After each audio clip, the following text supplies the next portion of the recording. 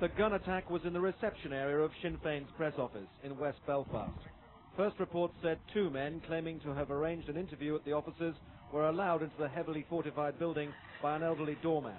Within seconds, shots rang out. 3 men, including the doorman, were killed. 2 others were injured, one of them very seriously. A Sinn Féin spokesman said a young child had been sitting nearby and is being treated for shock. All of the casualties were rushed to the nearby Royal Victoria Hospital.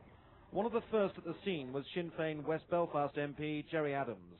Under government guidelines, his voice cannot normally be broadcast, but he was speaking as a witness after murders in his constituency.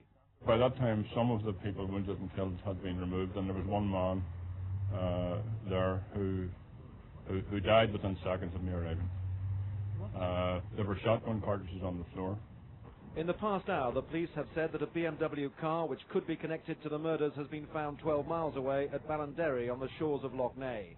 Inside was a body of a man who security sources say could be a police officer. At the scene of the murders, there was confusion as police and army moved in force.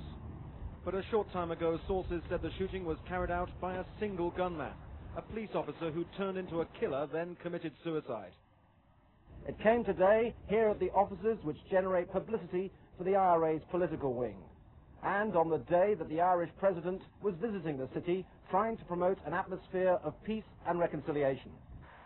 The historic first ever public visit here of an Irish president had been a peaceful affair. It was marked only by the absence of the Lord Mayor of Belfast, who said he couldn't meet President Robinson because she was the head of a state which still had a territorial claim to Ulster written into its constitution. But at lunchtime, news broke of the shootings, and President Robinson gave this response. I've only just heard the news, and I am obviously very distressed by it, and very distressed by any death by violence. It seems to run counter to what I've been seeing and sharing in and enjoying so far here in Belfast, but it is very distressing and very upsetting. The day of the Falls Road shootings had also been marked by a mass protest involving Catholic and Protestant workers demonstrating against sectarian murders. The banners said the right to live, the right to work.